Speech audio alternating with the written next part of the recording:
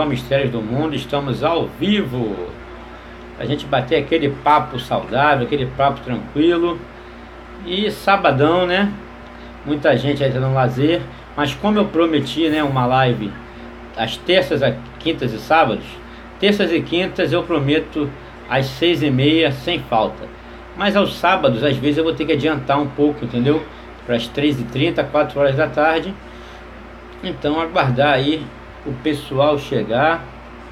Aí o pessoal começando a chegar, esperar o YouTube notificar a galera. Enquanto isso eu faço os primeiros ajustes. Chegou o primeiro a comentar aí, meu irmão, Conexão Terra Plana. Grande abraço, meu querido. Vamos aguardar o pessoal chegar aí. Pessoal, já, se puder, já chega metendo o dedo no like aí.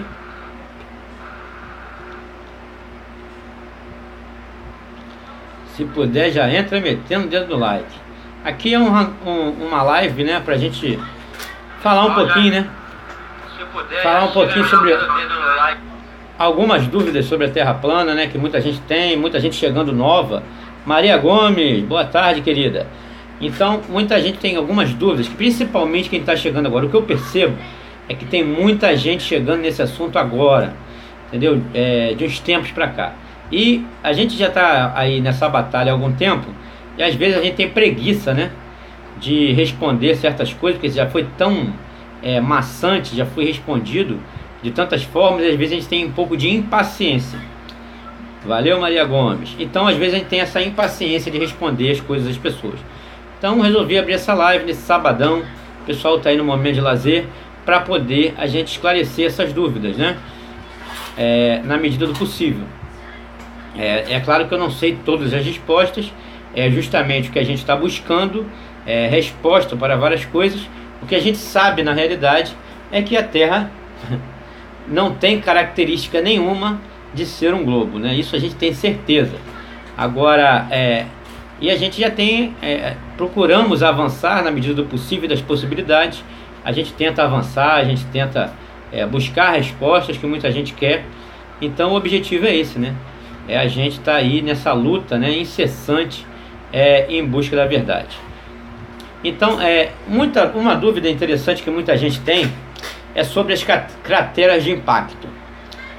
Muita gente tem dúvida daqueles buracos, né, que a gente vê aí, as grandes crateras que temos por aí. Então o que acontece, gente? Muitos atribuem a queda de asteroides, a queda de meteoros, mas na realidade o que ocorre é que o próprio terreno, o próprio terreno que a Terra tem, não só quando é próximo ao mar, que causa erosão, mas o próprio terreno da Terra, ele tem lá suas falhas na parte interna. Então, vira e mexe, até os dias de hoje, crateras se abrem. Inclusive, tem uma que abriu, se não me engano, na Rússia, que a cratera abriu, ela tinha, se não me engano, 300 metros de diâmetro, e 3 meses depois apenas, a cratera já estava com 6 metros de diâmetro, com 600 metros. Ela abriu, quando ela abriu por questões do solo lá, a cratera se abriu, então ela tinha 400 metros de diâmetro, assim que ela abriu. Quando 3 meses apenas depois, ela já estava com 600 metros de diâmetro. Entendeu? 600. Então o que acontece? Não tem, só que hoje em dia você tem a ação humana, né? Os humanos chegam lá e eles tapam o buraco. Se abrir uma cratera, se eu não me engano, essa cratera abriu até numa fazenda. Ela tinha 400 metros de diâmetro, apenas 3 meses depois ela já estava com 600. Então, hoje em dia você tem a ação humana de tapar o buraco. Os humanos vão lá e tapam o buraco. Mas imagina há milhares de anos atrás, em que abriam-se crateras em certos lugares e o ser humano não agia ali. É óbvio que o que ia acontecer é que essa cratera ela ia aumentando. Se 3 meses depois a cratera já dobrou o seu tamanho na Rússia, imagina após a passagem de 1000 anos, o quanto essa cratera não poderia abrir. Então, na realidade, essas crateras que nós temos hoje foram crateras que foram abertas por questões do solo mesmo, e com o tempo, sem nenhuma ação humana para tapar aquilo ali, aquilo foi se ampliando, né? E eles vão dar essa característica de queda de meteoro. Por quê? Chegou aí o Tudo na Web Brasil, Chegou meu grande irmão Rony, do Acordei Tarde. Então o que acontece? Quem não conhece o canal do Rony, gente, canal pioneiro aí em Terra Plana, vai lá, se inscreve, canal Acordei Tarde. Grande Rony, tamo junto. Então o que acontece? Essas crateras, naquela época, não tinham a ação humana. Elas eram abertas por processos do próprio solo e não tinha humano para ir lá tapar. Então essas crateras foram se ampliando. Até porque vocês percebem que as crateras que abrem-se no chão até os dias de hoje são muito parecidas com aquelas. Tá aí a Fran Santos, boa tarde. Então aquelas crateras que se tinha antigamente eram muito parecidas com as que se abrem hoje, pelo próprio processo do solo. Só que hoje abriu uma cratera, o ser humano tapa. Naquela época, você abria uma cratera, quando se abria uma cratera há 2.000, há 3.000, há 4.000 anos atrás, o ser humano não ia agir ali. Portanto, a cratera ela ia se ampliando, como a da Rússia, que quando ela abriu por processo do solo mesmo, ela estava com 300 metros de diâmetro e 3 meses depois ela já estava com 600. Logo depois o ser humano foi lá, agiu, tapou. Mas imagine esse processo por milhares de anos. É óbvio que as crateras elas iriam aumentar com o tempo. Até porque se fosse um impacto, gente, um impacto de um asteroide, essas crateras, se fosse impacto de asteroide, o asteroide ele não iria cair e fazer um buraquinho assim. Você pode ver, o asteroide ele viria do espaço, a Terra está girando. Ele não poderia vir retinho e abrir um buraquinho bonito lá para a gente ver. Isso aí é próprio processo do solo. Essas crateras que nós temos aí na Terra. Se fosse um asteroide, ele teria que vir, enquanto a Terra gira, ele teria que rasgar o chão e fazer um rastro. Não existe pedra. Se viesse uma pedra do espaço, a gente sabe que isso não existe. Mas se realmente viesse, ele não cairia bonitinho e abriria um buraquinho assim. Qualquer um que perceber isso, ele vai, se pensar nisso, ele vai pensar, pô, né? Aí chegou aí o Marcos Carvalho, boa tarde, meu irmão. Então, qualquer um vê isso. No movimento da Terra, enquanto ela gira, um asteroide vir, ele vai vir rasgando o chão, do jeito que eles nos ensinam. Então, na realidade, o que nós temos de crateras, que eles chamam de impacto, não passam de próprios processos do solo, que isso acontece até os dias de hoje, só que hoje você tem a ação humana, que vai lá, tapa aquele buraco e volta ao normal. Agora, há milhares de anos atrás, você não tinha esse processo. Então a cratera se abria e conforme o tempo ia passando, imagina num processo de milhares de anos, aquela cratera ia ficar grande por não ter ação humana. Então tá aí o Anônimos, nós somos uma legião, boa tarde. Então o pessoal tá chegando devagar, sabadão, o pessoal tá em casa vendo outras coisas. Eu só abri essa live porque na realidade eu não vou poder abrir ela às 6:30 da tarde. Eu fiz uma promessa de abrir uma live nas terças, quintas e sábados. Como eu abri uma na terça, abri uma na quinta e prometi de abrir no sábado, tá aí o filhão da NASA. Aí ele falou que não acredita na Terra plana, eu também não acredito no globo, ficamos empatados, né? Então o que acontece? Eu prometi de abrir a live terças, quintas e sábados, sempre às 6:30 da tarde. Só que hoje, sábado, de vez em quando, as de terças e quintas eu garanto às 6:30 da tarde. Somente aos sábados, que eu não garanto abrir às 6:30 da tarde, eu posso abrir mais cedo, às vezes 3:30. Então peço para o pessoal ter essa compreensão, porque nem sempre no sábado vai dar. Então sábado pode ser que eu abra a live às 6:30, mas se não der eu vou abrir antes, ok?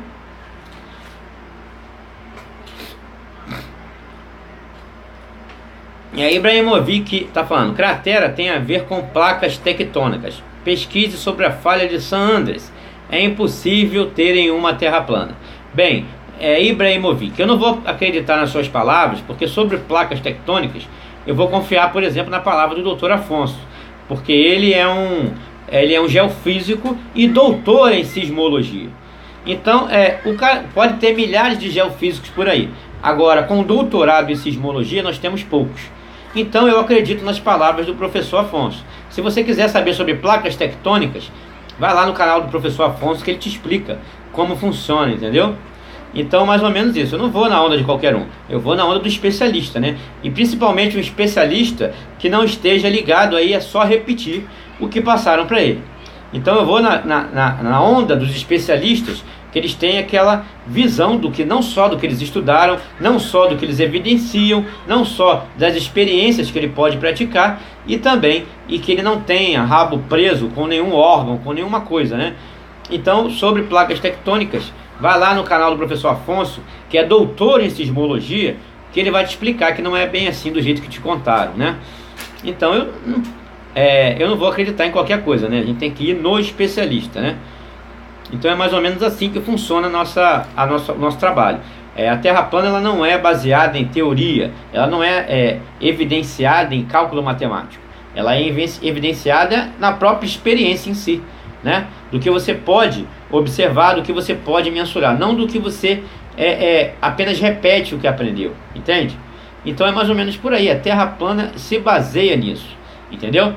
Então é fácil, cara, é fácil qualquer um falar o que repetiu, o que leu no Wikipédia, o que leu num livro. Agora, quem evidencia, né, quem trabalha com isso, por exemplo, quem é doutor em sismologia, que são poucos, geofísicos tem aos milhares. Agora, com doutorado em sismologia, tem o professor Afonso e são poucos por aí. Então eu vou acreditar no que ele diz, né? No especialista. Chegou aí o grande Renilson Machado, boa tarde, tamo junto. Então é mais ou menos por aí, cara. O doutor Afonso, ele explica lá tudo sobre placas tectônicas, que não é da forma que que nos ensinaram. Explica um pouco sobre o núcleo da Terra, né?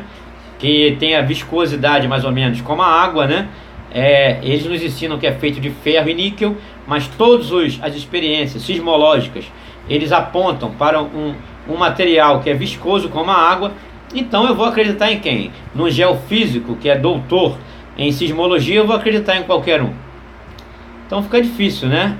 Tá aí, chegou aí o Renilson Machado e o Ricardo Camilo. Boa tarde, meus irmãos.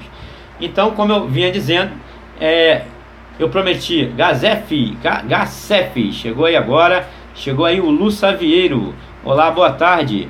O Lu Savieiro diz que tem uma única dúvida, então pergunte, se for da minha alçada responder, eu responderei. Tá aí o Alain Amazonas.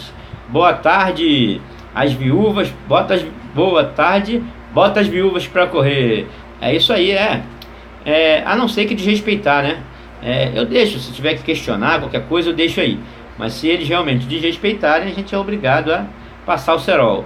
Tá aí, Gacef, excelente trabalho, Bruno. Obrigado, meu irmão. É bom, o nosso trabalho, como eu digo, é baseado na experiência, né? Baseado no empirismo, né? E não simplesmente em teorias, em repetir teorias, repetir cálculos matemáticos. Isso é chato, né? Imagina, se todo mundo ficar somente repetindo, não questionar as coisas. O filhão da NASA diz que ele tem um aplicativo da ISS. Eu também tenho um aplicativo da ISS e ele já me apresentou várias falhas. Inclusive eu estou para fazer um vídeo sobre isso. Eu vou estar filmando ali ao vivo o que o aplicativo está me mostrando. E vou com a Nikon, tá? Vou com a Nikon para a rua para tentar buscar a ISS, porque ela já falhou comigo 2 vezes. Então, na realidade, esse aplicativo não é 100%, né? Ele tem suas falhas.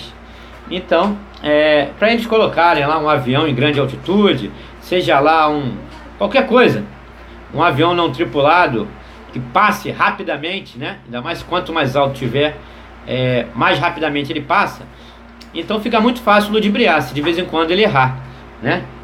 Agora, que seja algo 100% certo, eu já sei que não é, porque já falhou comigo aqui 2 vezes. Então tá aí o Ricardo Camilo. Sobre o documentário da Terra Convexa, acho que vai ter muita coisa da Terra plana. O que você acha? Tá aí o Ricardo Camilo. O documentário, só vou falar sobre ele após ele sair, que ele vai estrear lá na sala de cinema em São Paulo. Então eu vou esperar o documentário sair, depois será lançado um livro, né? A minha maior, como é que eu vou dizer? O que eu estou mais ansioso, quanto à planicidade da água, né, ao nível do mar, eu já fiz experimentos, já vi com meus próprios olhos, e já vi outros, né? Então eu tenho certeza que os resultados serão positivos. Agora, o que eu estou mais ansioso, quanto a Terra se movimentar, se eles acham isso eu sou completamente contrário. Eu sou um defensor ferrenho da Terra plana e estacionária. Então, assim, não que eu não... como eu vou dizer? Não, porque não existe nenhum experimento palpável que possa comprovar qualquer movimentação da Terra, né? Os próprios lá de Michelson e Murley, eles tentaram provar de todas as maneiras que a Terra gira e não tem nenhum experimento válido para isso. Então dificilmente vai conseguir provar o movimento da Terra. O que eu estou mais ansioso quanto à planicidade das águas, os experimentos a laser, eu tenho certeza que vai ser em favor da Terra plana. Agora, a minha única dúvida, o que eu estou mais ansioso é que eles afirmam que descobriram um continente além da borda. E essa é o que eu estou mais ansioso para ver, é isso, tá? Sobre o documentário da Terra convexa, a minha maior ansiedade quanto à planicidade, quanto a tudo isso, eu tenho certeza, né? Agora, porque eu já experimentei, já pude lá observar. Agora, a minha maior ansiedade em relação a esse documentário é que eles dizem que provaram uma Terra além da borda. E é isso que eu quero aguardar. Chegou aí o Tesla terraplanista, boa tarde. Chegou aí o Cristiano dos Santos Marques, boa tarde. Lu Savieiro. Ele está dizendo quando a Lua se aproxima, as crateras formam um desenho. O que a gente tem, eu vou responder o irmão. Tá aí o Halen Alves, boa tarde. Miguel Gonzalez, tá aí lá do Chile. Olá, saludos desde Chile. Então aí, meu irmão, ao Miguel Gonzalez, um grande abraço aí. O canal, que bom que o canal está ampliando assim as fronteiras, né? Hoje eu sei que eu tenho uma grande visualização em Portugal, nos Estados Unidos, que acredito que sejam brasileiros, né? Portugal também, mas uma grande repercussão em Angola e em Moçambique. Eu me impressiono quando eu abro os números, como Angola e Moçambique vem crescendo. Brasil, é claro, né? É a maior, mas assim, Estados Unidos, Portugal e a crescente de pessoas que vêm acompanhando aqui o canal desde Moçambique e Angola. E agora tenho visto aí dos irmãos uruguaios e agora do irmão chileno aí, o Miguel Gonzalez. Grande abraço, obrigado por estar prestigiando nosso trabalho aí. Tá aí o Renilson Machado. Você explica muito bem, por isso os globaloides ficam loucos. Verdade, irmão. É assim mesmo. A perseguição ela vai ocorrer, né, gente? Porque quando a gente fala aquilo que às vezes não agrada ao ego das pessoas, aquilo fica complicado. Tá aí o Marcos Carvalho. Explique-me mais sobre o domo. Isso é novo para mim. Ok, eu tenho que responder outra pergunta. Se eu só falar pro pessoal, Liberto, Antônio Santana, tá aí o João Pedro Moraes, tá aí meu grande irmão Leandro, Inteligência Natural. Fala, galera! Grande irmão Leandro, canal Inteligência Natural. Ele pediu para me falar sobre o Miguel Gonzalez, pede para me falar sobre o Monte Meru. Chegou aqui o Christian Soletti, o Lu Savieiro, Paulo Henrique Paulada, esse é o homem aí, tudo. Tá aí o Jailton José, Código e Matemática, o Eldon Teixeira, meu grande irmão Antônio Santana, Vitor Alexandre, João Pedro Moraes. Acho que eu já falei de todo mundo que chegou, né? Deixa eu ver. Ih, caramba, chegou muita gente. Então vamos por partes. Tivemos aí 3 perguntas. Uma sobre as crateras da Lua, outra sobre o domo e outra do irmão sobre o Monte Meru. Então vamos lá. Vamos para a primeira, né? Então calma agora nas perguntas, vamos ouvir. Eu vou responder as 3 perguntas, depois eu retorno para ver mais perguntas, ok? Então vamos lá. Sobre as crateras da Lua. A única coisa que a gente sabe é que não podem ter sido causadas por meteoros. Isso é um fato, tá? Eu não tenho particularmente a resposta do que se trata. Se a Lua ela for composta de um material sólido, as crateras são formadas como são formadas aqui. Porque aqui quando se abre uma cratera, eu estava no início do vídeo falando isso. Quando abriu uma cratera há pouco tempo na Rússia, ela abriu com 400 quilômetros, com 400 metros de diâmetro, essa cratera. 3 meses depois, como não houve ação do homem, ela dobrou o tamanho, ela foi para 600 metros de diâmetro. Então, se você está num local onde existe algum processo no solo e que abre uma cratera e ninguém vai lá, não tem ação humana para tapar aquela cratera, o que vai acontecer é que ela vai se expandir. Para você ter uma ideia, a cratera dobrou de tamanho em 3 meses. Você imagine num processo de milhares de anos. se não tiver ação humana, porque hoje quando abre-se uma cratera, tem ação humana, o humano vai, abre-se diversas crateras aí por mês aí no mundo inteiro, mas só que o homem vai lá e age naquela cratera, tapa. Mas imagina há milhares de anos atrás, onde não havia ação do homem para tapar essas crateras. Então, sobre a questão das crateras da Lua, tem muitas explicações, eu não tenho a absoluta certeza. Se ela tiver, seja lá, a sua composição, ela tiver algum solo, alguma coisa, já está explicado, porque seria o mesmo processo que ocorre aqui. Mas a gente tem dúvidas quanto à composição da Lua. A gente só tem a certeza de uma coisa: não pode ter sido meteoro, porque a Lua está com a face voltada, a face que a gente vê de crateras, para a Terra. Então, da onde viriam esses meteoros que atingem a Lua, cara? Só se a gente jogasse daqui, entendeu? Então não tem como. Vários desses meteoros que atingem a Lua, segundo eles, deveriam atingir a Terra primeiro, até porque a gravidade da Terra é bem maior e puxaria esses corpos, segundo a explicação deles, certo? Se o mundo fosse como eles nos apresentaram. Então, segundo eles, a gravidade da Terra é muito maior. Esses meteoros que batem na Lua deveriam bater muito mais na Terra, entendeu? A Terra deveria ser 1000 vezes mais receber essa quantidade de meteoros. Então, a face que está voltada, essa face que está sempre voltada para a Terra, é a face que tem as crateras. E não pode, gente, isso aí não tem sentido em lugar nenhum, entendeu? Segundo o modelo que eles nos apresentam, né? A segunda pergunta do outro irmão foi sobre o domo, né? A dúvida dele é sobre o domo. Gente, o que a gente tem de explicação para o domo é o processo e a cronologia histórica, né? Isso serve como prova de alguma coisa? É óbvio que serve. Se você tem uma cronologia histórica, uma narração histórica sobre fatos, é óbvio que isso tem um valor muito grande. Então, o que você tem sobre o domo? Você tem, e não só, e também, calma, tem lado científico nisso também, né? Das ciências naturais. Primeiro eu vou falar relacionado à cronologia histórica e ao processo histórico. Em todas a cosmologia dos povos antigos, sejam entre os fenícios, os maias, os incas, os egípcios, os gregos, os hebreus, os persas, os indianos, os hindus, né? Em várias cosmologias você tem a presença do domo, do firmamento e tudo mais. Isso já é algo de grande valor histórico, tá? Agora, como principal na história contemporânea, né? Você tem o que? Como aval para a gente crer no domo. Você tem as experiências, principalmente do Almirante Byrd, tá? Porque as experiências do Almirante Byrd é primordial para a gente entender todo esse processo cultural, científico, histórico relacionado a essa ciência. Então, as expedições do Almirante Byrd na Antártida, tá? Principalmente a High Jump, que foi a primeira. Por que eles fizeram uma expedição para a Antártida? Eles já sabiam. Você acha que esses caras não estudavam a cosmologia antiga? É claro que esses caras estudavam. Estou falando os poderosos.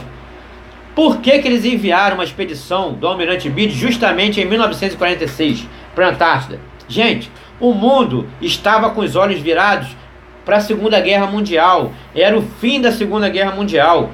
Os povos estavam lá dividindo as riquezas da Alemanha, dividindo a Europa em duas. Uma sob influência da União Soviética, isso no campo político e econômico, e outra sob influência dos Estados Unidos. Então o mundo estava virado para isso, todos os olhos. Eles aproveitaram este momento de fragilidade histórica em que o mundo inteiro estava ligado no fim da Segunda Guerra Mundial e como o mundo ia se transformar após isso, né? Eles aproveitaram este momento para bancar as expedições do Almirante Byrd na Antártida. Então, o que nos levam a crer na existência do domo? São os relatos do próprio Almirante Byrd e do Trautsky, que leu o diário do Almirante Byrd e transpassou para o povo através de entrevistas em rádio, em televisão e tudo mais. O Almirante Byrd relata que vários pilotos morreram. Gente, essa operação High Jump, eles investiram muito dinheiro. Eram navios e mais navios encouraçados você tinha vários aviões. Foi uma operação gigantesca na Antártida, tá? Então o que acontece? Eles foram lá e o Almirante Byrd relata que após eles estarem sobrevoando ali durante vários quilômetros a Antártida, esses aviões eles batiam numa espécie de barreira intransponível e desintegravam-se, entendeu? Esse foi o relato do Almirante Byrd após voltar da expedição High Jump. Então o Almirante Byrd ele passou a dar algumas entrevistas na televisão e o Trout, que logo depois, falando sobre isso, e logo ele faz, existe outra operação que é a Deep Freeze, que era já para levar pessoas para povoar a Antártida, para eles instalarem centros de pesquisas ali na Antártida. Isso em 1957, né? 1956, perdão, a operação Deep Freeze. Eles começaram a instalar centros de pesquisas ali na Antártida. Após isso, em 1957, após o Almirante Byrd liderar também essa expedição, a Deep Freeze, em 1957, um ano depois, ele morre. Aí funda-se a NASA. Aí funda-se, cria-se o Tratado da Antártida, que é rigorosíssimo para proteger o continente gelado, segundo o que eles nos contam. Então, todos esses fatores históricos, né, nos levam a crer na existência do domo. Agora, quando você passa para coisa física, né, para física, o domo, do jeito que eles nos mostram, a Terra e a atmosfera, da qual eles nem sabem onde termina e onde começa, por exemplo, o vácuo, né? Eles não têm essa noção. A NASA ainda está mandando lá supostos satélites para estudar onde termina a atmosfera e começa o vácuo. Então, é impossível não haver uma barreira física para separar isso. É impossível do jeito que eles nos contam, ok? É impossível manter uma atmosfera numa Terra girando a 108 mil km por hora no seu movimento de translação. E fora os outros movimentos. Não é possível você sair de um local onde tem ar e ir para um local para onde tem vácuo, porque você seria esmagado imediatamente. Tem que haver uma barreira física que mantenha os gases aqui confinados e tem que ter algo separando a gente do espaço, né? E seja lá o que tem além do domo, seja água, seja lá o que for, que eu não tenho certeza. Agora, na realidade, o pessoal fala, e como funciona então na Terra plana, os gases, a poluição? Gente, isso é fato. A própria natureza... É porque, sabe qual é o principal problema da ciência? Eles querem explicar tudo com a física. Só que eles esquecem as outras ciências. Você tem biologia, você tem a química. Então, os processos químicos e biológicos da própria natureza, ele já nos mostra a transformação disso tudo. Gente, nós respiramos oxigênio e botamos para fora o gás carbônico. Isso é um processo natural. Nós transformamos isso, gente, dentro do nosso organismo, do nosso metabolismo. Isso não é só física, isso é biologia, isso é biológico. E é um processo, bem dizer, de transformação de química que ocorre dentro de nós. Nós respiramos oxigênio e botamos para fora gás carbônico. As plantas, ela já faz o contrário. Ela absorve o gás carbônico e transforma em oxigênio. Então nós não podemos olhar para o modelo da Terra plana somente querendo ver o lado físico das coisas.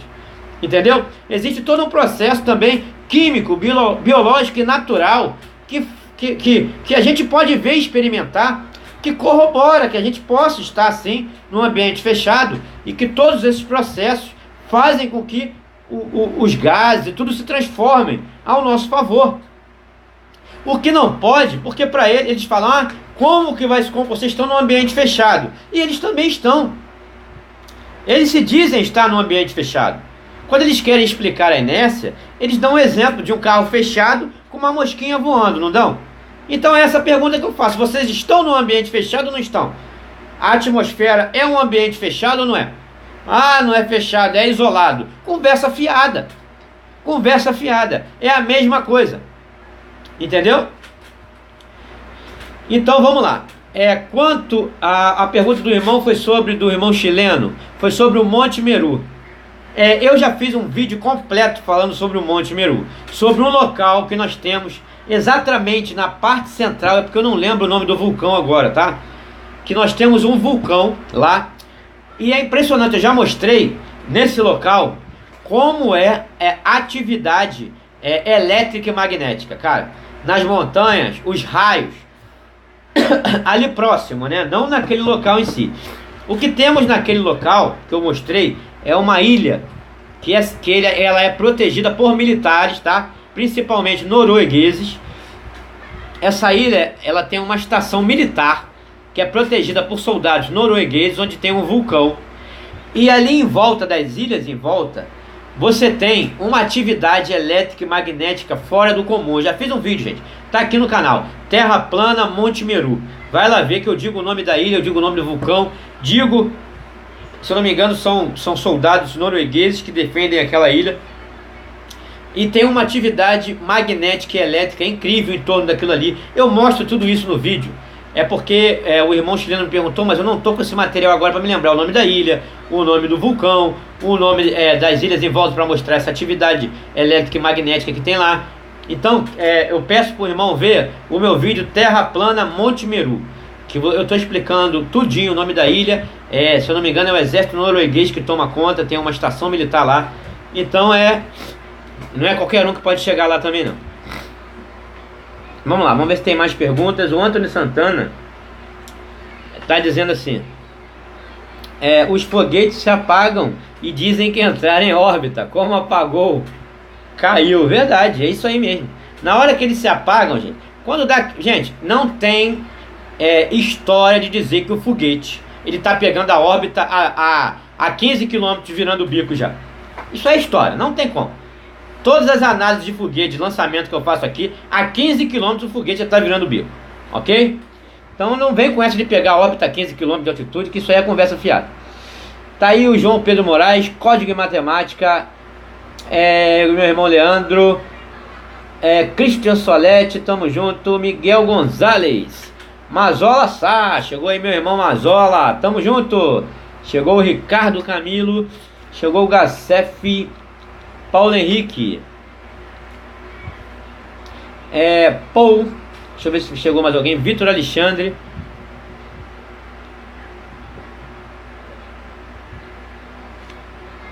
Vitor Alexandre falou algo aqui, mas Antônio Santana, Marcelo Silva, o pessoal está falando muito da terra convexa aqui, como eu digo, sobre a planicidade da água, sobre todos os experimentos, eu sei porque eu já vi com meus próprios olhos e pretendo fazer mais agora com a Nikon, para ficar com maior qualidade. Eu tenho certeza porque eu já experimentei.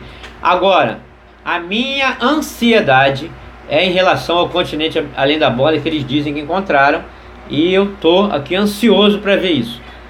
Tá aí o Ricardo Camilo. O único argumento dos globalistas é a tal gravidade. Ricardo Camilo na realidade é 3, né?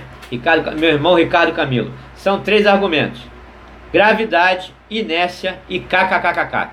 Quando eles não têm argumento mais, aí a gravidade, aí você contra-argumenta, mas isso aí é inércia. Aí você contra-argumenta de novo, ele diz kkkk. É o que sobra, é a tríade globalista. Tá aí vamos lá, vamos ver quem chegou. Gabriel CSM, boa tarde. Mr. Magu, Adriano Souza,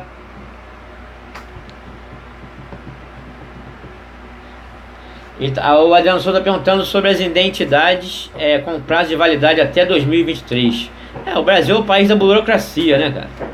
É tudo assim, é para você gastar dinheiro. Enquanto isso eles arrecadam. E o pior é que grande parte disso vai ser investido nessas pseudo-agências espaciais, do nosso dinheiro. Isso que é triste. Cristiano dos Santos Marques, Paul,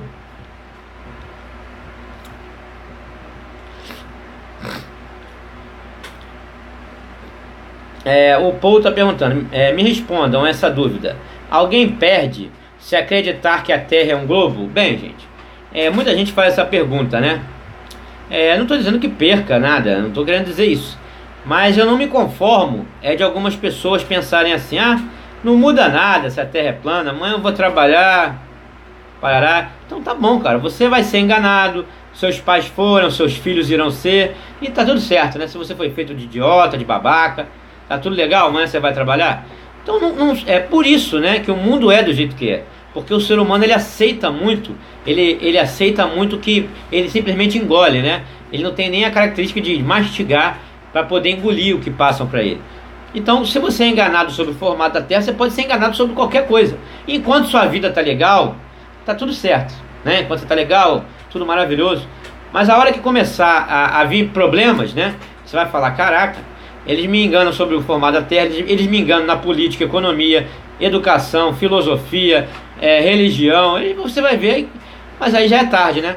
Eu não estou querendo dizer que a gente vai estar sempre nesse sistema que a gente sabe que jaz no maligno, seja em todos os campos da sociedade, que a gente vai estar livre. A Matrix está aí, a gente tem que servir a ela, mas a gente pode se libertar pelo menos mentalmente. Eu penso que é importante, né?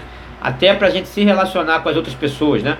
A relação de ser humano para ser humano muda, né? Você saber que não evoluiu da ameba, que seu irmão ali que está precisando às vezes de alguma coisa, os seus irmãos, seus vizinhos, seus parentes, você saber que eles não evoluíram da ameba e que na realidade eles foram criados à imagem e semelhança do Pai, isso muda de figura com certeza.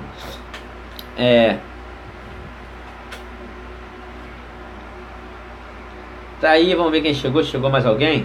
Então agora com sabadão à tarde, 75 agora espectadores, legal. Obrigado aí pelo carinho, gente. Tá aí o Liberto, Marcelo Silva. As crateras são formadas por eletricidade. Aí o Gabriel CSM, dizem que as crateras são formadas por eletricidade. Faz sentido, né? Porque, se eu não me engano, mais de 80%, por exemplo, dos raios, eles vêm de baixo para cima, né? Tem uma porcentagem aí que eu não sei se é 80%, eu não vou, mas a maioria é de baixo para cima. E faz sentido. Muita gente defende isso aí.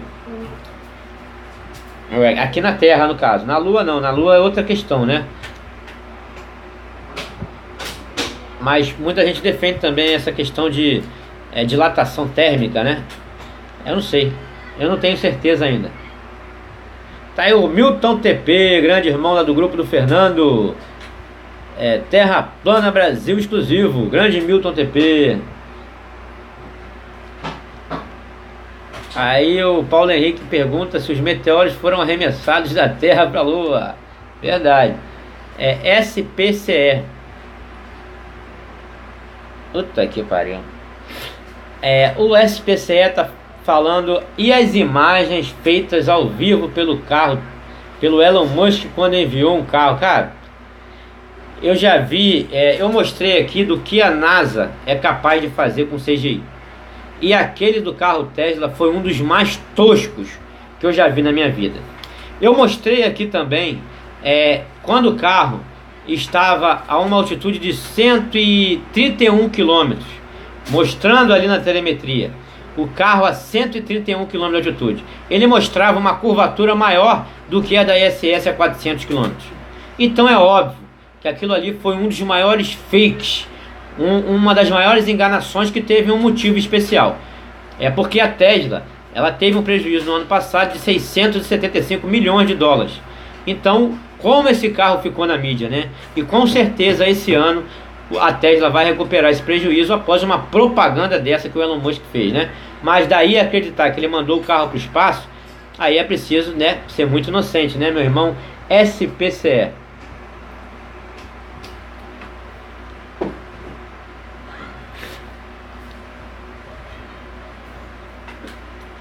O Glauber Leitão, ele fez várias perguntas em uma. Então reformule, comece a fazer pergunta por pergunta, que eu te respondo cada uma. As estações do ano. Então vou responder uma que você perguntou várias, mas vou responder sobre as estações do ano.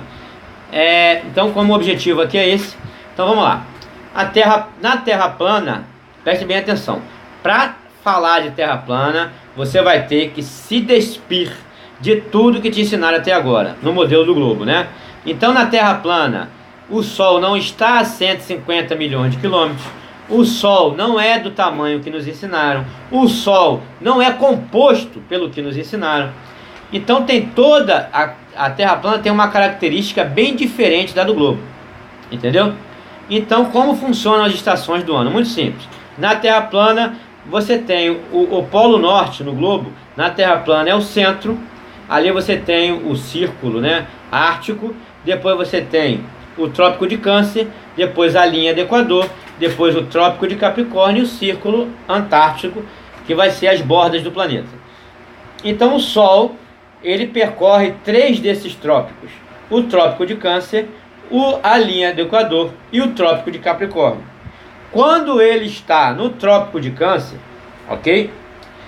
É verão no hemisfério, onde seria o norte, que é o centro, e inverno no sul, que é a parte de fora, as bordas, correto? Quando ele está na linha do Equador, quando ele vem do norte para a linha do Equador, então será outono no hemisfério norte, ele vai estar girando na linha do Equador, outono no hemisfério norte, que no caso é o centro, e primavera no hemisfério sul, que no caso é a parte de fora. Quando depois ele, nesse giro em espiral axial, ele vai vir para o Trópico de Capricórnio.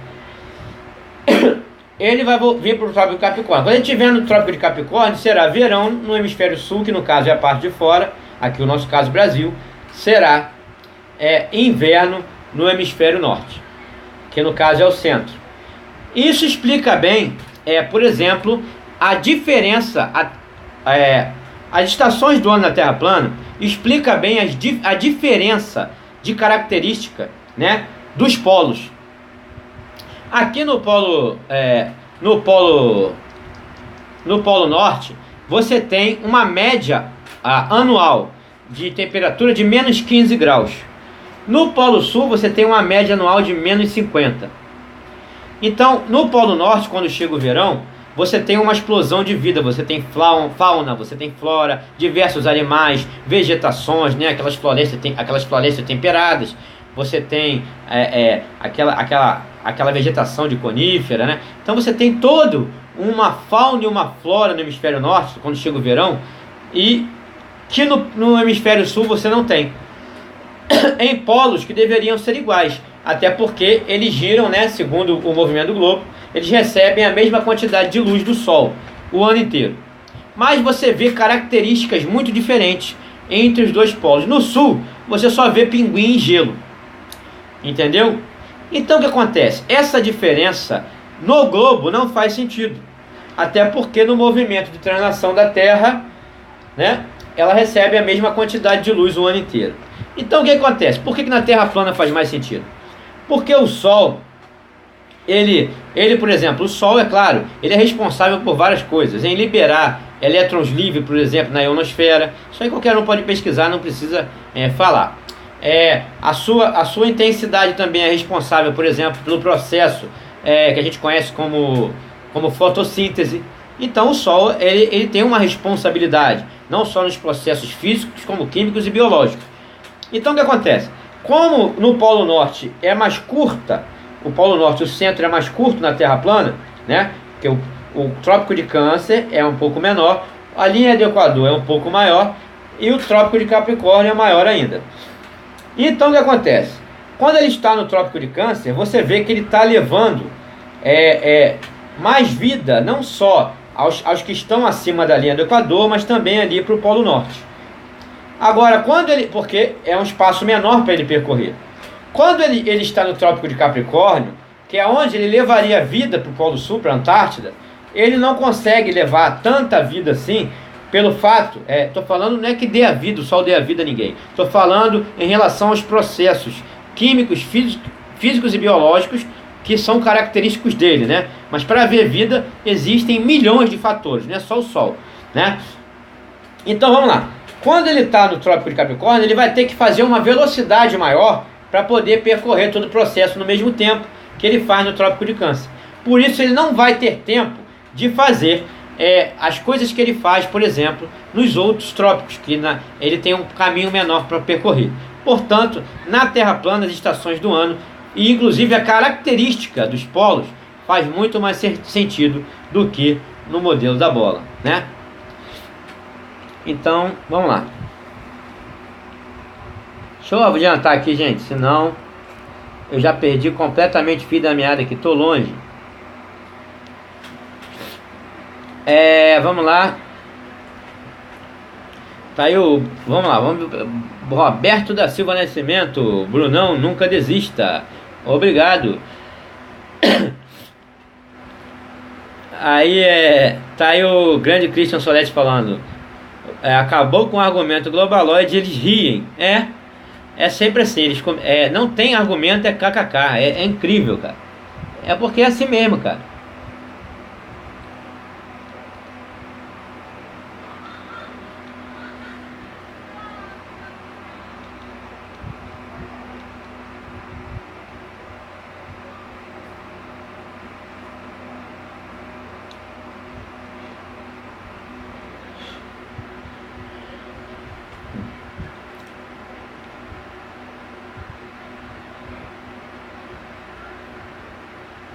Vamos lá, eu tô vendo as perguntas aqui. Rapidinho, gente, eu só...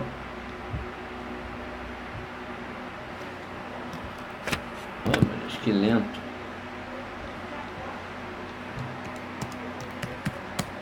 Só para me responder uma pergunta que o rapaz fez aqui.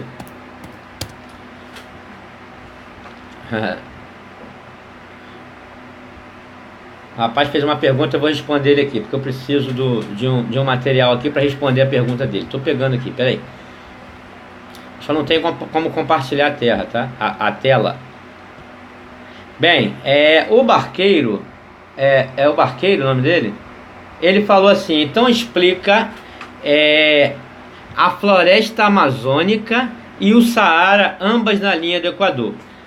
Meu querido, você precisa saber que a floresta amazônica ela está ali entre a linha do Equador e para o hemisfério sul, tá? Já o deserto do Saara, ele está bem acima da linha do Equador. Então, para você fazer uma pergunta, você precisa entender um pouco de geografia, né? Então, se você pegar o mapa mundi, o Saara está bem acima da linha do Equador, e a floresta amazônica ela está exatamente mais ou menos da linha do Equador para baixo, né? Então vamos lá. Na realidade, nós temos assim, um pouco acima da linha do Equador e um pouco abaixo, nós temos vários desertos, sempre assim próximos à linha do Equador, né? Eu vou botar assim, até do trópico de Capricórnio ao trópico de Câncer, você tem a característica de haver desertos. Nós temos, por exemplo, o Saara acima da linha do Equador. Nós temos o Atacama abaixo da linha do Equador. Nós temos o deserto de Nazca abaixo da linha do Equador. Nós temos o deserto da Arábia acima da linha do Equador. Mas sempre ali, entre o trópico de Câncer e o trópico de Capricórnio. Isso você pode reparar.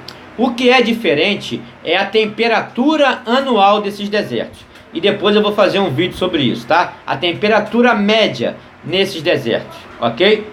Então, isso também comprova a Terra plana, acaba com o globo. A temperatura média anual dos desertos.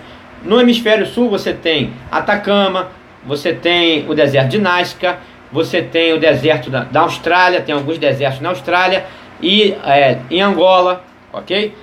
Já no hemisfério norte você tem o deserto do Saara, você tem o deserto da Arábia, alguns no Oriente Médio, tem deserto na Califórnia, acima da linha do Equador. E o que você vai ver é que a temperatura anual dos desertos acima da linha do Equador, elas são muito maiores do que nos desertos abaixo da linha do Equador.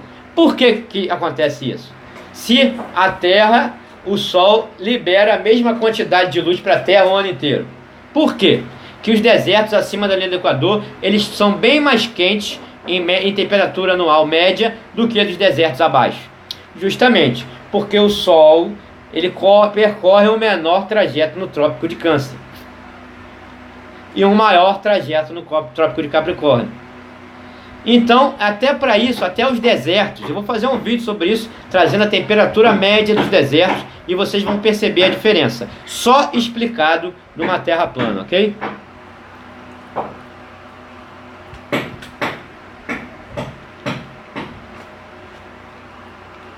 Opa, pessoal chegando aí agora. Chegou minha irmã Kelly Santos, chegou a senhorita Lu, muito boa tarde. Minhas queridas moderadoras do canal, um agradecimento por vocês estarem aqui, como sempre, apoiando aqui o nosso chat. Obrigado, minhas irmãs. Senhorita Lu e Kelly Santos.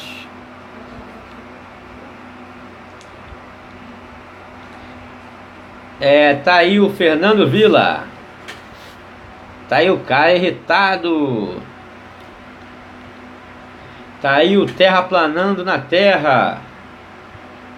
Os terra-globos estão sem argumentos. Vão ter que apelar para subterfúgios extremos. Tá aí o Wesley Wes. O Wesley Wes está me perguntando de que o Sol é formado. É uma pergunta difícil, né? Eu creio, tá? Eu creio e acredito no que fala o engenheiro, o Eric Dolar, que se formou em doutor em engenharia elétrica aos 16 anos e que defende um Sol como um transformador elétrico, né? Mas não preste bem atenção, um transformador de energias, né? Então eu defendo um Sol assim, que o Sol está queimando hidrogênio e convertendo em hélio. Isso aí não passa pela minha cabeça. Por quê, Bruno? Porque só na sua cabeça está isso? Porque sua cabeça pensa assim, acabou. Não é só pela minha cabeça. É pela característica e a ação que o Sol pratica na natureza, inclusive na atmosfera, liberando elétrons livres, dos quais se responsabilizam efeitos como chuvas de meteoro, que eles falam que a gente está passando no rabo do cometa, eventos como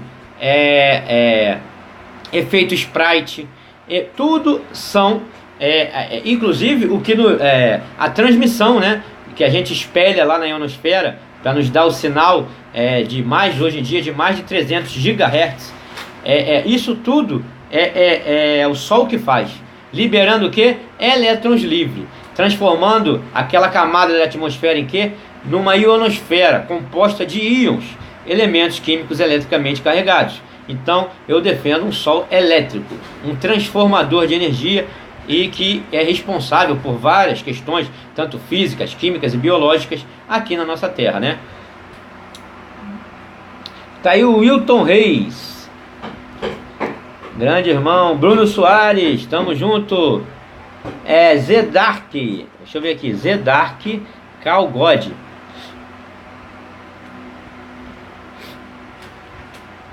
Ele está perguntando sobre se for relação, meu irmão, a Sol da Meia-Noite na Antártida. Isso aí só tem vídeo fake, tá? Só temos vídeo fake sobre isso. Então, Sol da Meia-Noite na Antártida, isso aí é conversa fiada, né? Mas como o Sol, veja bem,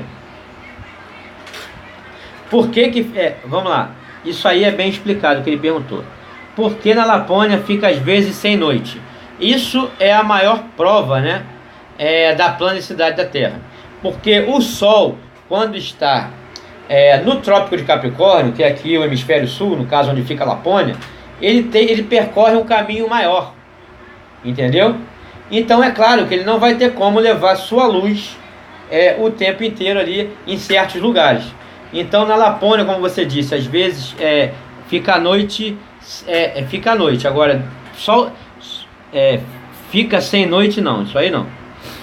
Sol da meia-noite não existe na Antártida, só vídeo fake.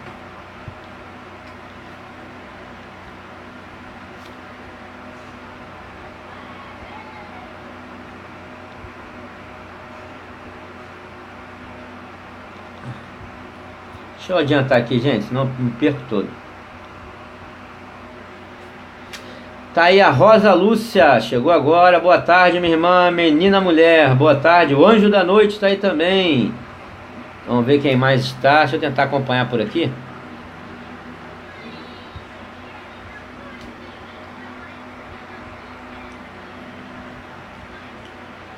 Por que não existe foto do domo? Eu acabei de explicar, né? O problema o que nós temos, por exemplo, é a imagem de efeitos, né? Que a gente pode comprovar empiricamente, como no caso de coisas que eles chamam como sandog, né? Que eles falam que é cristais, não sei o que, e na realidade a gente tem efeitos claros no firmamento da Terra, como que a gente conhece como sandog e tudo mais. Nós não temos imagens lá porque somos proibidos, né? De ter liberdade para andar onde o domo fica, que no caso é a Antártida. Isso é bem claro no tratado, qualquer um pode ir lá ler o quanto ele é rigoroso, inclusive com as companhias de viagens, né? O turista não pode sequer dormir na Antártida, né? Nós temos eu mostrei o navegador norueguês que foi apenas procurar um iate e foi preso pela marinha chilena. Ele não estava dentro da Antártida, ele estava apenas navegando ali procurando um iate e foi preso. Então, na realidade, o que ocorre é que nós somos impedidos, né? Infelizmente, desde que o almirante Byrd ele descobriu lá que os aviões, ele viu os pilotos morrer com seus próprios olhos, que os aviões atravessavam e se desintegravam numa barreira. Desde que ele voltou foi criado, e que ele morreu, foi criado o Tratado da Antártida ali, que a gente não tem essa liberdade para estar indo à Antártida. O turismo é rigoroso. Se você for, você tem que ir naqueles navios quebra-gelo, em cruzeiro. Você desce na Antártida, se o seu navio tiver menos de 300 pessoas, se tiver mais, não desce ninguém. E aí os guias, eles te guiam ali, o turismo é feito somente nas Ilhas Shetland do Sul e na parte ocidental da península, somente ali. Então é isso.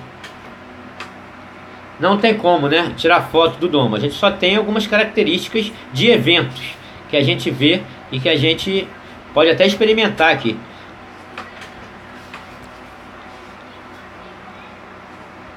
Ele perguntou sobre foto no domo, mas não tem uma foto real da Terra Globo. Falou tudo, meu irmão Anjo da Noite. Eles querem foto do domo, mas eles não têm uma do globo. Esse que é o problema. Que não seja CGI, Photoshop, CGI, com as nuvens escrito sexo, com as nuvens no cio, as nuvens querendo nhanhar. Então eles só tem isso, gente. Eles só tem foto assim. Então fica complicado, né, cara? Eles querem exigir de nós que não temos investimento nenhum, que lutamos contra tudo e contra todos, e eles querem que a gente mostre uma foto de uma coisa e eles não têm do deles, né? Isso que é triste. Então é complicado, né? Como é que a gente vai saber? Como é que a gente vai falar com uma pessoa dessa? Fica difícil. O Barqueiro está perguntando, na sua opinião, como seria uma foto real do globo? Como seria feita? Seria feita se eles pegassem um foguete e colocassem câmeras no rabo dele, conforme qualquer nego que solta um foguete amador, um balão amador. Eles colocar a foto e do início ao fim, sem distorção de lente, ele do início ao fim nos mostrar a imagem. Porque todas aquelas, resposta ao Barqueiro, meu irmão Barqueiro, todas as que ele nos mostram, as fotos anuais, inclusive, com melhores resoluções, eles mesmos afirmam que são fotos tratadas. São tiradas de supostos satélites que estão a milhões de quilômetros de distância. E eles mesmos assumem, são imagens tratadas, porque isso aí não é imagem real, não sou eu que estou dizendo. Todas as agências espaciais falam que as imagens são tratadas, não sou eu, Bruno. Entendeu? Não sou eu, Bruno, que estou dizendo. São as agências espaciais que dizem. Essas não são fotos reais, são fotos tratadas. Então quem sou eu para dizer o contrário? Se não tem foto real, eu não posso acreditar num lixo desse, é simples assim. Não sou eu que estou dizendo, é eles que dizem. Entendeu? Então uma prova seria eles colocarem como qualquer amador faz.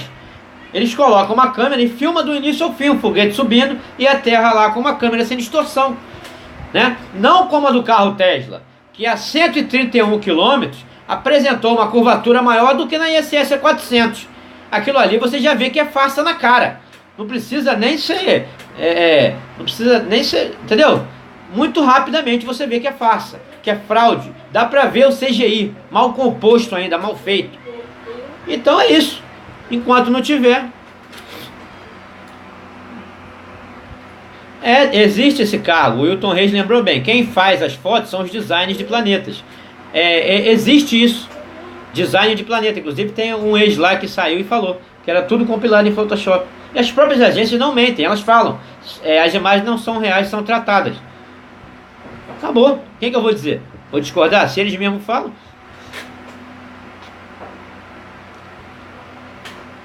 Aí chegou meu irmão aqui, ó, o Arantel Sputnik Neto, perguntando se a Lua existe. É claro que a Lua existe, meu irmão, existe. Antônio Santana, Tá aí o Gideão Amaral. Há quem defenda isso, Gideão Amaral. Muita gente defende, né? Essa questão sua que você falou do Sol e da Lua planos. Fagner Clésio Rodrigues. Ele mostrou um vídeo mostrando Sol e Lua. Filmei, era 18:04. Tem até de eclipses assim, né? Eu mostrei aqui poucos vídeos atrás a Lua eclipsada com o Sol ainda acima do horizonte. Bruno Soares. Os globalistas não aguentam no argumento. Tá aí o Thiago Costa. Fala, Thiago Costa, responde o quê? Francisco Fernandes. Imagine um maluco desse pilotando um avião. Santos. Tamo junto, Santos. O Zedark. Então, meu amigo, o Zedark, se existem alguns meses que tem noite, justamente porque o Sol está percorrendo um espaço maior, quando ele está no Trópico de Capricórnio, que no caso onde é a Lapônia. Se o Sol está percorrendo o Trópico de Capricórnio num espaço maior, é óbvio que vai ter, às vezes, mais meses de noite. Conforme no hemisfério norte, você tem mais vezes de dia. Entendeu?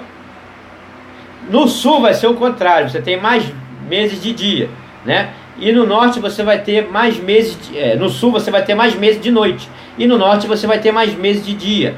Entendeu? Você tem sol da meia-noite, por exemplo, no hemisfério norte, que no caso é o centro. É um local onde o sol percorre um menor trajeto, por isso ele ilumina mais.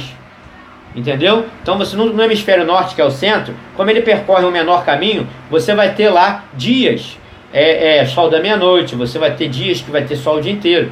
Agora no sul você vai ter o contrário, porque como o sol ele percorre um espaço maior, até ele voltar, entendeu?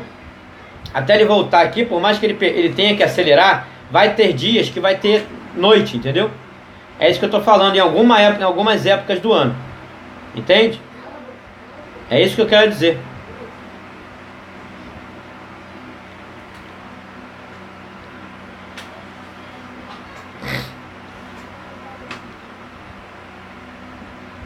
E a questão não envolve somente o giro do Sol em si, né? A questão apenas não envolve o giro do Sol. Tem todo um processo onde ele pode levar essa iluminação, todo um processo. Então no sul vai ter essa característica mesmo. Vai ter locais que vão estar à noite durante o dia. E no norte vai ser o contrário. Vai ter locais que vai estar dia durante a noite. É o contrário. Entendeu? Simplesmente o contrário.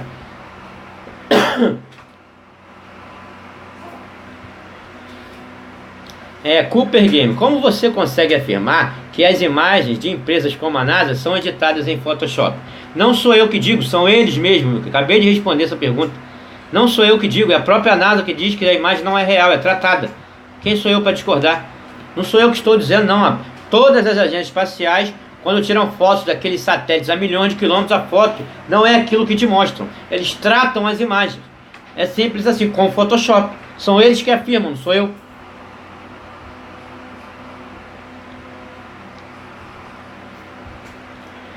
Ricardo Camilo. Bruno, o que tu tem a dizer sobre as placas tectônicas? Muda alguma coisa no conceito de terra plana? Óbvio que não. A Terra é plana, mas ela tem a sua profundidade, gente. Entendeu? Eu só não acredito que placas tectônicas causem terremotos e coisas que eles dizem causar. Eu não tenho minhas dúvidas, até porque o doutor Afonso, que é doutor em sismologia, ele é contrário a isso, sobre a questão dessas questões de placas tectônicas, da forma que é ensinada. Então, quem o doutor Afonso, ele não é um geofísico, tá? Ele não é um geofísico, que geofísico tem aos milhares. Ele é um doutor ele é geofísico, doutor em sismologia. E se ele diz que não é assim que funciona, conforme nos ensinaram, quem sou eu para dizer o contrário? O cara é doutor no assunto, cara. Então, ele mesmo afirma sobre a questão do núcleo da Terra, que não é nada disso que nos ensinam, que os próprios sismógrafos mostram que a Terra tem um núcleo que tem um material viscoso como água. Então tem todo um processo, gente. Então a Terra é plana, mas ela não é chata como um disco. Ela tem a sua profundidade. Entendeu?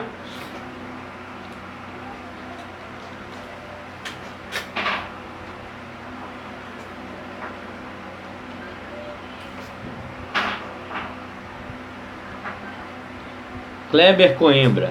Bruno, ouvi uma explicação que o Sol fica do lado oposto do Cruzeiro do Sul, ambos girando em torno do Polo Norte. Pode explicar a rotação do Cruzeiro do Sul? Gente, nós estamos, com relação, a gente está preparando um estudo complexo sobre observação celeste, né? O que nós temos, o que eu acredito, hoje, ainda não tenho certeza, mas o que eu acredito por observação é que, gente, as coisas não são como te passam, né?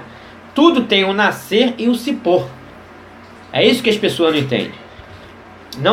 Em tudo tem um nascer, as coisas, até todas as coisas no universo, no céu, elas nascem e se põem. Eu peguei um artigo aqui do professor de física da Universidade Federal do Rio Grande do Sul, que ele falava, o Cruzeiro, ele nasce no leste e se põe no oeste, juntamente com o Sol. Era o artigo que dizia, então, nem sempre, presta atenção, há possibilidade, não existe, por exemplo, então, mais uma prova que o Polo Sul é diferente do Norte. Vamos lá. Essa é mais uma prova que acaba com o globo. Boa pergunta do rapaz. Então o que acontece? Não existe você ver o Cruzeiro do Sul de forma simultânea em todos os locais do hemisfério sul, por exemplo. Entendeu? Não existe. O que existe é uma transição. Ele nasce aqui. Ao nascer aqui, ele vai se pôr na África do Sul, vamos botar assim. Aí ele vai nascer aqui, ao se pôr aqui, ele vai nascer lá na Austrália. Isso não é simultaneidade, isso é transição no giro dele no domo celeste. Não tem você ver o Cruzeiro do Sul simultaneamente, por quê? Porque a Terra é plana, então a parte de fora é um pouco maior. Você não tem como, você tem uma transição. Ao nascer aqui no Brasil, ele está se pondo na África.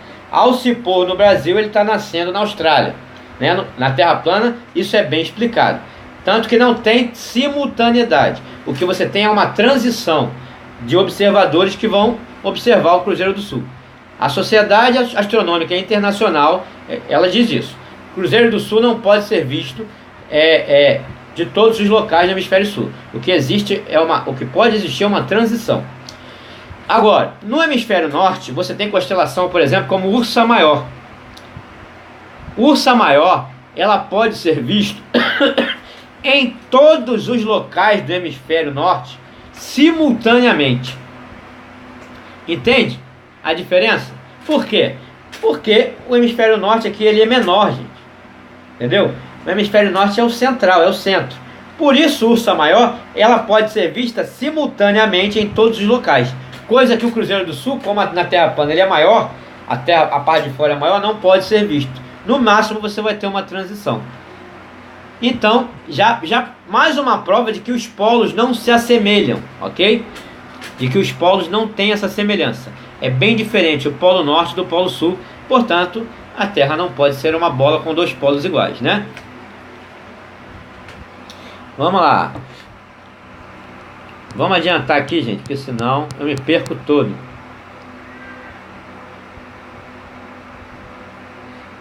Eric Lima. Se a Terra é plana, por que não conseguimos ver toda ela de um lugar alto como um avião? Então vamos lá. Porque existem várias questões que influenciam na visão humana. Eu não vou nem falar de um avião agora, vou falar se você estiver num local em pé, na beira da praia. O máximo que a sua visão alcança são de 4,5 km, entre 4,5 km e 5. Isso aí não é porque sua vista não aguenta enxergar mais. Isso é porque a perspectiva, a sua perspectiva de observação, ela vai dar a 4,5 km, entre 4,5 km e 5, ele vai dar o limite da sua visão. O ponto de fuga do observador. Então a 5 km você vai ver o céu tocar no chão. Isso é uma questão de perspectiva, né? E fora que você tem outros fatores que influenciam a sua visão, que é densidade atmosférica, condição climática, tudo isso vai influenciar de forma efetiva a sua visualização de algo, ok? Então, quando você está no mar, vamos supor que você esteja no mar, Você está olhando para frente, você tem o ponto de fuga da sua própria observação, que é aquele momento do horizonte, que o céu toca no mar. Ali, você pensa que ali, então, acabou, ali está a curvatura da Terra, né? Era o que te ensinaram até um tempo atrás. Então você vê o navio, ele vai, a partir daquele seu ponto de observação, o navio vai sumir. Ele vai começar a descer no horizonte, não é isso? E aí eles falam, olha lá, eles ensinavam assim, a curvatura. Mas só que se você pegar uma câmera com um zoom, o que vai acontecer? Você vai dar um zoom, você voltará a ver o navio. Aí o navio vai sumir de novo. Aí você dá um zoom mais potente, você volta a ver o navio. E assim vai. Até um certo momento que nem a câmera, ela terá a possibilidade, por conta desse próprio ponto de fuga, por conta da densidade atmosférica, por conta da condição climática e por N questões. Então, ainda que você esteja no local alto, né? Como eu estive no avião agora há pouco tempo, quando eu fui para São Paulo, você vai ver o horizonte sempre plano, mas você ainda, na sua altura, você vai ter o ponto limite do horizonte, entendeu? Mas o horizonte vai estar sempre plano e na altura dos seus olhos, não importa a altura que você esteja. Eu estive no avião e vi lá, ó, o horizonte na altura dos olhos, planinho. É óbvio que dali para frente é o meu ponto de fuga, eu não posso ver além, entendeu? Daquilo ali é o próprio ponto de fuga, a condição climática. Se tiver uma condição climática melhor e não, nem tanta densidade atmosférica, você pode ver além, né? Até que chegar um ponto que não dá para ver mais. Então isso é muito simples, não tem nada a ver com curvatura de terra, tem a ver com todas essas questões. É só estudar desenho, cara, perspectiva, né? Isso aí é ensinado. Mas eles ensinavam daquela forma para enganar a gente.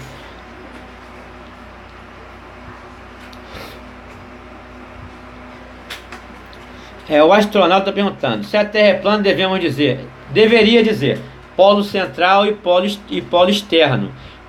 Mas na realidade fica difícil a compreensão assim, né?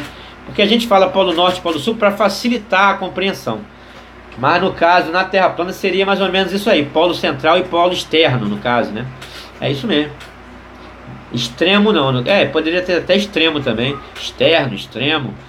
Deveria ser assim, mas se a gente falar assim ninguém vai entender. Aí a gente tem que pegar por enquanto da forma que a pessoa entende ainda. Perguntou aí o astronauta. Tá aí o Neto.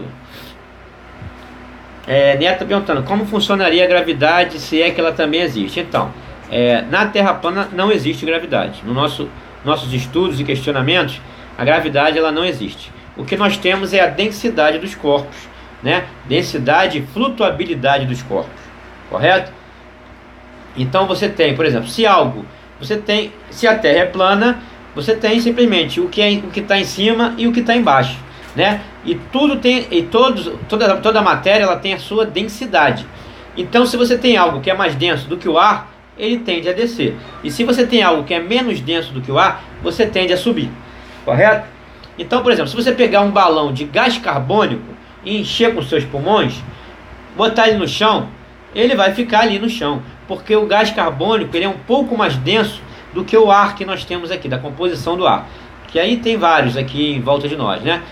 Então o que acontece? O gás carbônico, ele por ter um pouco mais de densidade, o balão fica aqui no chão. Ainda que ele possa dar aquela flutuada e tal, quando você confina um gás, a densidade ela fica bem explicada. Já quando você, por exemplo, enche uma bexiga com gás hélio, como o gás hélio é menos denso do que o ar que nós temos, segundo Newton, um corpo em repouso, ele tende a permanecer em repouso até que uma força, né, seja exercida contra ele. No caso, por exemplo, da bexiga de gás hélio, não é assim que funciona. Você enche uma bexiga com gás hélio, coloca ela em repouso. O que vai acontecer? Ela vai subir. Isso porque ela já mata a gravidade, mata que as coisas em repouso permanecem em repouso. Não é assim. Então ela sobe. Por quê? Porque o gás hélio é menos denso do que o ar. Entendeu? Então ele sobe. Então nem tudo que contém massa, ele desce conforme Newton falou com a gravidade. Nem tudo que contém massa, porque o gás hélio ele contém massa. Então era para a gravidade da Terra puxar ele. Mas não. Como ele é menos denso que o ar, ele sobe, né? Então é mais ou menos por aí. Respondido Neto. Rosa Lúcia, pergunta de novo, porque eu dei uma pulada geral aqui, senão eu me perco. Pergunta aí de novo, minha irmã, por favor. O canal dos Android está perguntando se tem continentes além da borda. Então, eu não tenho certeza absoluta sobre isso. Eu já até fiz alguns vídeos sobre isso. Eu não duvido, mas também não tenho certeza. Então, sobre isso eu fico aí aguardando, principalmente agora o experimento do pessoal aí da Terra Convexa. Eles afirmam que descobriram um continente além da borda. Então eu estou aí nesse aguardo, né? Aguardando ansiosamente essa parte dos experimentos.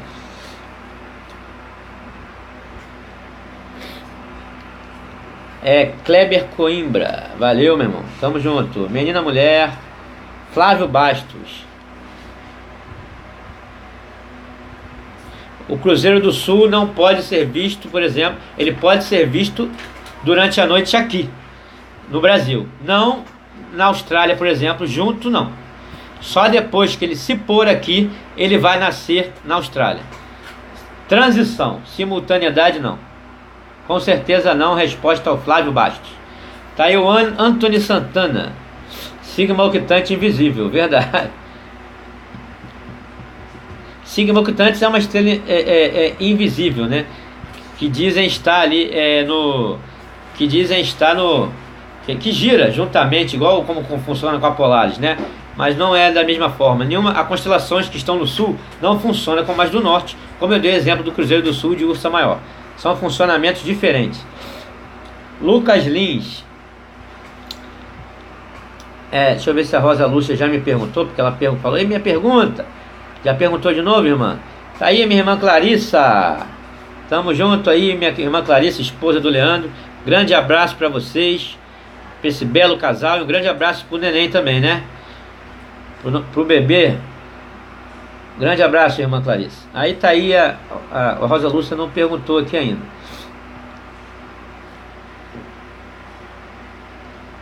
Michael Williams. Na Terra plana, um dos polos fica no centro da Terra. Ah, tá. Ele tá perguntando aqui. Na Terra plana, um dos polos fica no centro da Terra. Como explicar isso? Como chegar lá? Como chegar lá no Polo Norte? Você pega um avião aqui no Rio de Janeiro. Aí você bota assim, ó, destino, por exemplo, Vancouver. Vai lá que você vai chegar no Polo Norte. Qual é a dificuldade disso? Não entendi a sua pergunta.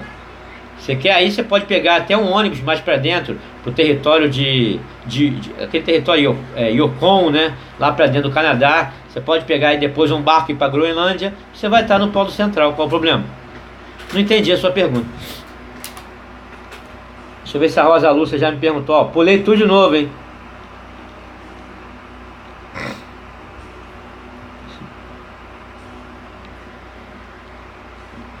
A Rosa Lúcia aí não perguntou, minha irmã. Pergunta aí.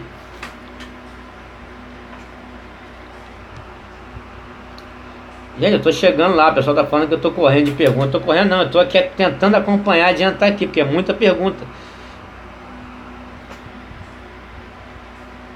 Neto perguntou, por que existe essa insistência em fazer com que a gente acredite que a Terra é um globo? Isso aí é um movimento filosófico, cara. É um movimento filosófico, histórico, cultural, que envolve várias coisas. O objetivo é claro de manutenção do poder de um pequeno grupo lá em alguns locais. Nós temos, se você pegar a revista Forbes, você tem metade das riquezas produzidas neste planeta que nós vivemos, neste mundo, eles ficam nas mãos de algumas pessoas, de poucas pessoas. Então eles precisam, e nós somos 8 bilhões. Então, se algumas famílias detêm metade das riquezas do mundo, é preciso estabelecer um processo para manter esse poder, né? Porque ninguém domina 8 bilhões de pessoas à toa. Então é preciso um aparato filosófico, cultural, ideológico, educacional, religioso, político, econômico. É preciso todo um aparato para isso. Isso já foi montado há muito tempo, né? Desde lá da época do Iluminismo, desde a época da Revolução Francesa, né? Da ascensão da classe burguesa, eles sabiam que a Terra iria chegar a níveis populacionais muito grandes e que aquele pessoal, desde a época da monarquia e depois ainda da ascensão da burguesia, eles sabiam que essa elite precisaria de um aparato ideológico para manter esse poder. E qual é a melhor forma de você manter o poder e manter as pessoas, o gado na linha? é esse processo ideológico, cultural, religioso. A religião é importantíssima. Então é dividir, é individualizar as pessoas. Como que você individualiza as pessoas? Muito fácil. Você transforma essas pessoas em poeira cósmica, em seres que evoluíram da ameba. Vamos transformar eles assim, né? Que a gente vive num globo maluco, girando uma bola supersônica molhada, girando a bilhões de quilômetros aí pelo universo. Então nós não somos nada, nós somos frágeis, nós evoluímos da ameba. E aí, se você passa na rua, olha um irmão em apuro, você vai olhar e vai falar, aquele cara ali, mesmo que você não fale, mas dentro do seu inconsciente, lá dentro vai estar assim, aquele cara evoluiu da ameba, cara, foda-se ele. Então o medo deles é a população unida, são os 8 bilhões de pessoas unidas, cara, o medo deles é esse. Então eles fazem várias coisas, a produção científica filosófica, para poder individualizar o gado, entendeu? Então, o que eles fazem? Eles individualizam as pessoas no campo da ciência, transformando eles em ameba, em seres que evoluíram do macaco.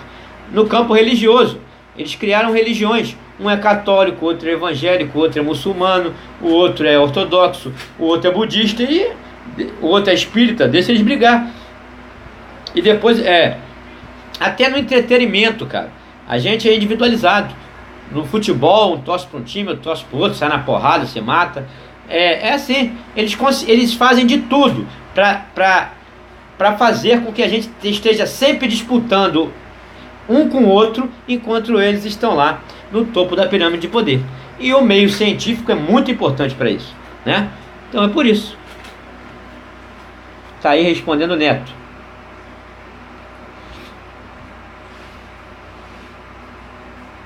Vamos lá, se tem mais alguém. Deixa eu ver se a minha irmã Rosa já fez a pergunta. Rosa? Ah, não fez não, aí, ó.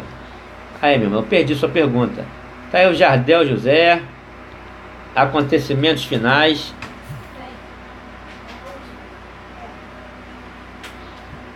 Falou aqui, ó. Os acontecimentos finais. Se a NASA colocasse câmeras viradas para o céu durante o lançamento, todos veriam a farsa, justamente por isso que eles não fazem. Todos veriam, isso aí, meu irmão. GD Max. A gravidade não funciona porque na água uma bola de chumbo pode afundar e uma bola de isopor não afunda, as duas sendo de 1 quilo. Justamente, é a lei da densidade e da flutuabilidade, é isso que nós defendemos, né? Então vai depender aí da composição do corpo, da massa, entendeu? No caso, a gravidade deveria puxar a bola de chumbo, né? Com mais facilidade, não é isso? Isso aí, nós temos essa lei. Densidade e flutuabilidade. Justamente por isso a gravidade morre mais uma vez, pelo que você falou. Romário Sullivan, boa tarde. Rosa Linda, a Kelly fez aqui em cima. Deixa eu ver aqui. Eu tenho que passar às vezes direto, gente, porque é muita pergunta. Me perdoe, gente. Aí, a Kelly fez aqui em cima, eu já perdi. Deixa eu ver aqui, se eu acho a pergunta da Rosa Linda. Ah, tá, achei que a Kelly Santos postou aqui. Bruno, dá para você montar uma maquete Terra, Lua e Sol para dar uma noção para as poucas pessoas que não têm a visão de como é o trabalho do sistema Terra plana? Nós temos esse objetivo de fazer sim, uma maquete. Se eu não me engano, o Rony está aprontando uma maquete, eu só não sei que se vai ter o movimento da Lua e do Sol. Ele está aprontando uma maquete. Eu tenho esse sonho, né, gente? Mas para isso gera custo, né? E a luta não é mole, né? Vocês sabem. Vocês acompanham aí a nossa luta. Então, mas eu tenho sim. Em breve nós temos esse objetivo, sim.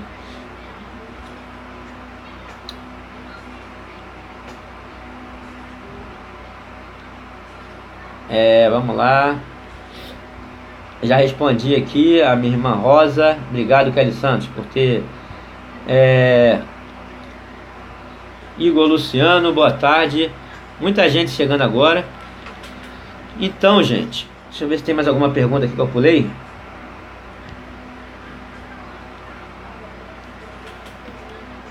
O astronauta, mas no lançamento do foguete da SpaceX haviam várias câmeras, inclusive apontando para o céu. Não tinha, meu querido.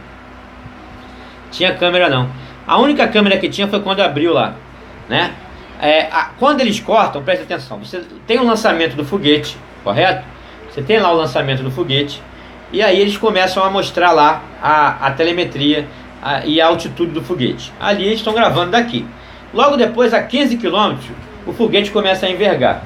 Isso aí não é para pegar órbita, que não tem como pegar órbita a 15 km. Só um avião voa 12 km, né? Na sua altitude de cruzeiro lá. Então o que acontece? O foguete, ele chega a 15, começa a dobrar, chega a 30, já está com o bico, já está na horizontal, e a altitude está aumentando. Quando o balão apaga, aí 50 ele já está com o bico para baixo. Quando o balão apaga, eu falo brincando assim, quando o balão apaga, quando o foguete apaga, eles cortam para o CGI, cara. Aquilo lá que você vê é CGI. A única que pode dizer que era real, era que o Mosca lá, ele pode dizer que é real, é quando ele abriu lá a comporta, e aí apareceu a terra lá, azulzinha, né? Ali ele pode dizer que era real, que tinha uma câmera no carro. Antes daquilo não, aquilo ali era tudo CGI, ok? Sempre é CGI. Então quando ele abre, só tem um problema. Quando ele bateu 131 km, a terra, eu mostrei aqui, cara, mostrei a telemetria e mostrei a imagem. A terra estava já com uma curvatura maior do que mostrada na ISS a 400 km.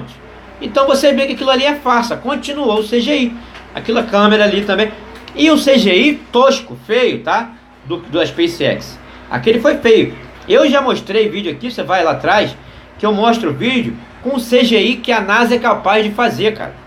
Algo surreal. Aquele do carro Tesla é pinto, é lixo perto daquilo ali. Aquele CGI do carro Tesla, o CGI da NASA que eu mostrei aqui, que a NASA pode fazer, que a NASA faz, eu mostrei aqui, cara, era pro Elon Musk enfiar o dedo lá e rasgar de ter apresentado aquele lixo pra gente, sem sacanagem. É algo surreal, cara, o CGI que a NASA faz. Vai aí nos meus vídeos atrás, alguns vídeos aí, você vai ficar impressionado com o que o CGI é capaz de fazer. É surreal, cara, é fora do comum.